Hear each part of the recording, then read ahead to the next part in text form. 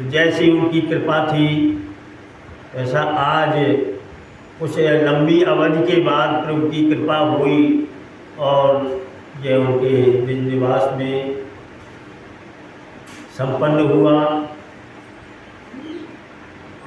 खूब चाहने के बाद भी साधक भक्त चाहते हैं, कभी मना नहीं किया, सोचते रहे कि राम भंडारा करना है, लेकिन नहीं हो पाया क्योंकि बिना प्रभु की कृपा के कुछ होता ही नहीं है।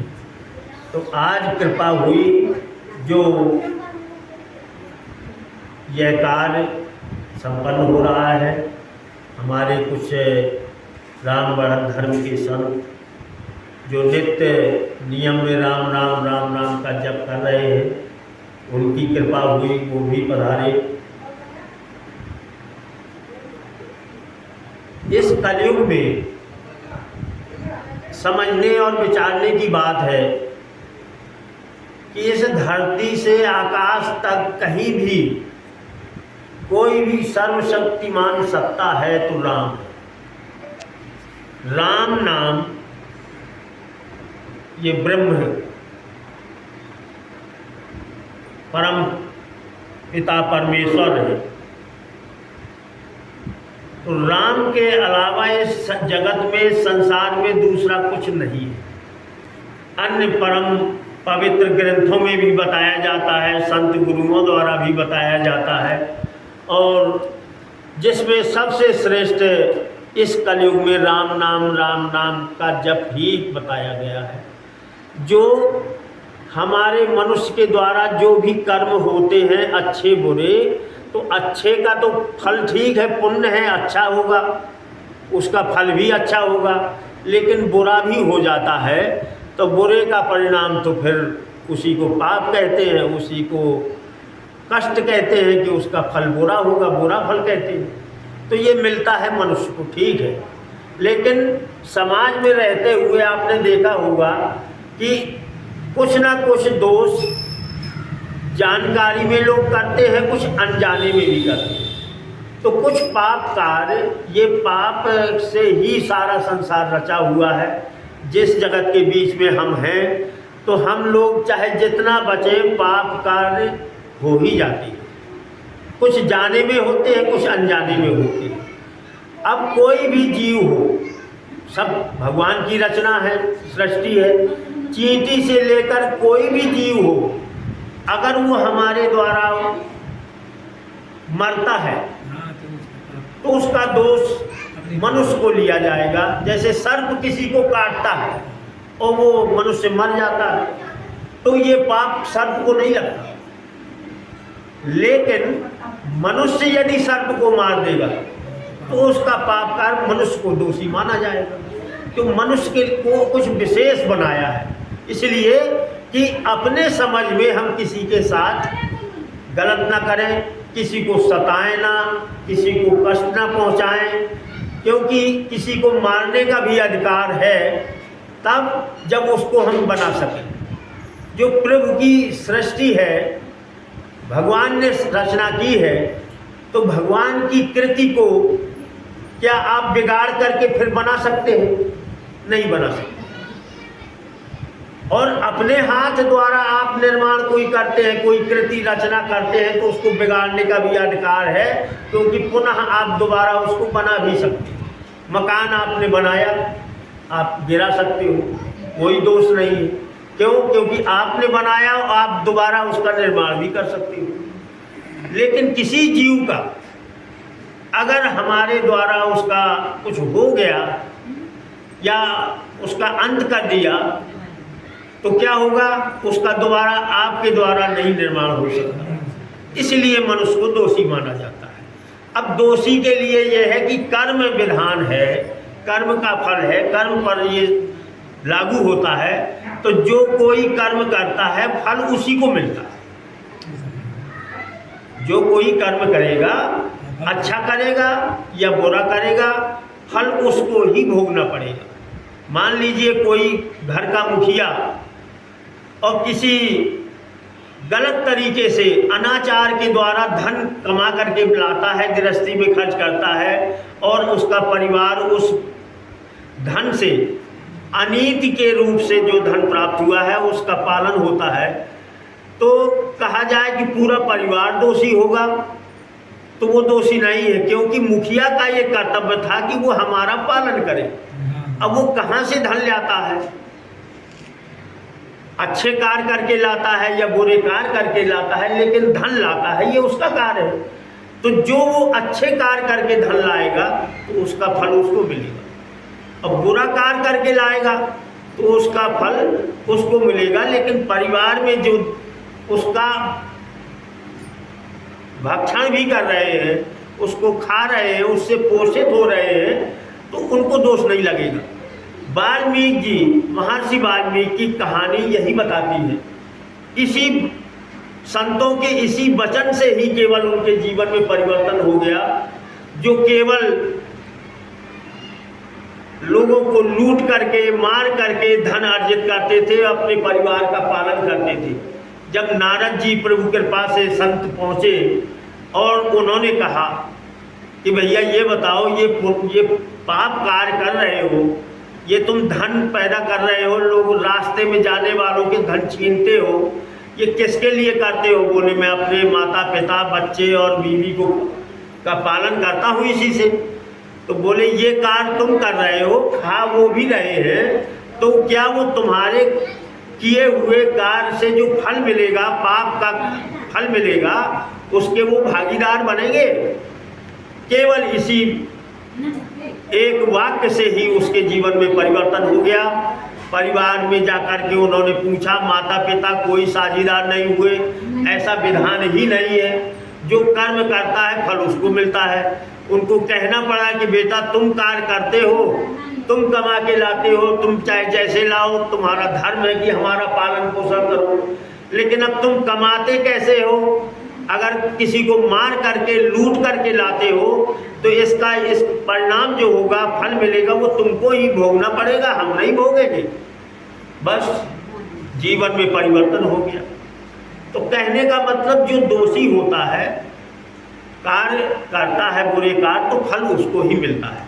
सामाजिक रूप से आप देख लीजिए, हमारे संविधान के आधार पर देखें, किसी ने किसी की हत्या की, वो पकड़ा गया, अदालत कचहरी में पहुंचा, इसके बाद उसने अपना अपराध स्वीकार कर लिया। 302 का या जो भी उसमें लगता है दंड विधान है संविधान में, तो जो मारता है और वो स्वीकार करता है कि मैंने इसकी हत्या की है और मैं दोषी हूँ, तो केवल उसको ही दंड देता है संविधान, पूरे परिवार को नहीं देता। केवल सजा भोगता है कौन? जो स्वीकार करता है कि मैंने अपराध किया। संविधान के और समाज के आधार पर भी है। यही प्रभु का विधान है कि जो कर्म करता है फल उसको भी मिलता है। तो कुछ हमारे समाज में कुछ अच्छाइयाँ, कुछ बुराइयाँ पूर्व समय के अनुसार, कुरीतियाँ भी चाहे कह सकते हो, कुछ बिना आधार की भी चल रही हैं। तो समय समय के आधार पर, समय समय पर उनका नियम विधान भी बदलता है। जैसे इसके पहले सती प्रथा चल रही थी और राजा राम मोहन राय जैसे महान पुरुषों ने समाज में सुधारने का प्रयास किया, तो उन्होंने सती प्रथा का अंत किया। अब वो प्रथा उस समय थी, लेकिन वो क्या आज तक लागू रहती तो ये उचित था? नहीं था। लेकिन अब वो नहीं है, क्योंकि सुधार हुआ। तो समय समय के आधार पर यदि कोई व्यक्ति और अपराध कर देता है, अच्छा अपराध से बचने के लिए देखो, जान करके किया हुआ अलग होता है, अब बिना जाने में क्या हम आप जितने भी संसार में लोग रहते हैं, क्या वो नित्य पाप नहीं करते? क्या उनसे अनजाने में भी हत्याएं नहीं होती? कुछ ऐसे छोटे जीव जंतु हैं जो हम जान नहीं पाते और हमारे द्वारा नित्य उनकी हत्या हो जाती है। तो जब हत्या हुई है तो उसका दोष किसके ऊपर है? हमारे ऊपर है। अनजाने में भी किया हुआ दोष है। तो अब इसके लिए इस कलयुग में, कलयुग का ये प्रभाव है कि पापों को काटने के लिए अनेक अनेक अनेक अनेक साधन चलते रहे हैं, चल रहे हैं, लेकिन आज के समय में राम राम राम राम राम राम के अलावा कोई दूसरा साधन ऐसा नहीं है जो इतने बड़े बड़े पापों को अब तुरंत काट सके। अनेक साधनों से पापों की मुक्ति हो सकती है, पता नहीं कितना समय लग जाए, और राम राम में वो पावर है, वो शक्ति है। वो वेद ग्रंथ श्रुति सिद्धांत बोलते हैं, सदगुरु बोलते हैं, संत महात्मा सत महापुरुष बोलते हैं, यही बोलते हैं कि इस समय जो है वो राम राम राम राम है, इसके अलावा कोई दूसरा साधन पापों को काटने का है ही नहीं। बोलझे आप चाहे जहाँ रहो, अब जब पापों से मुक्ति चाहिए तो हमको राम राम राम राम कहना पड़ेगा। अब योगी ब्रह्म स्वरूपा ज्योति अनूपा रण संकट भवारी हृदय निवासी सब सुख राशि सदा एक रस भाषी शीलम संतोषा विशेषा सेवक जन हितकारी बलाधारी अवतारी पाप पुण्य संहारी भवभयहारी काया कंचन धारी शांति स्वरूपा निर्गुण रूपा निर्मल अद्भुत ज्ञानी सुधारस सानी गुरु बखानी परमानंदा गुरु पद पायो नयन समायो जय जय जय श्री भगवंता जय विनती है मेरो शिष्य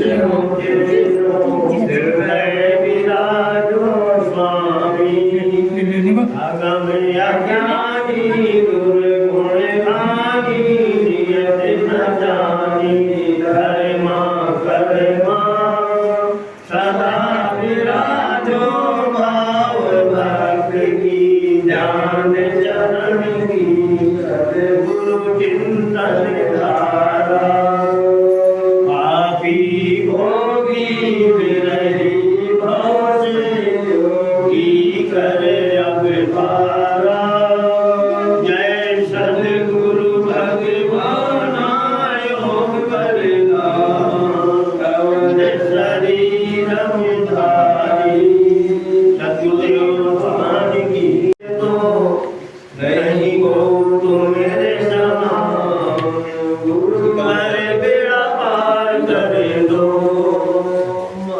पिता तुम हितकारी हमें बालक पापाचारी प्रेम भक्ति का गुरुवर कल्याण कर दो गाँव गुणगान तुम्हारे गुरुवर बेड़ा पार कर दो पात्र पुष्प का भोग लगाओ नयन का भेंट चढ़ाऊं श्रद्धा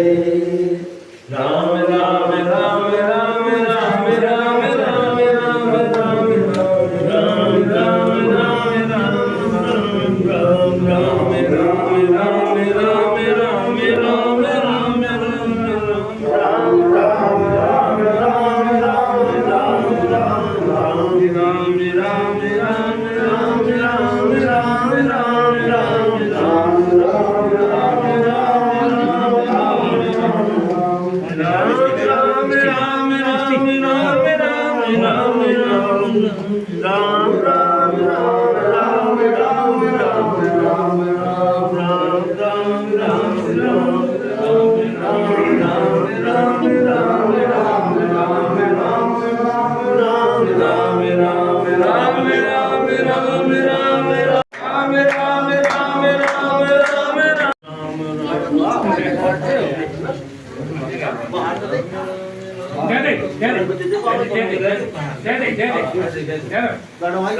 राम की राम राम की पानी हो बेटा पाएंगे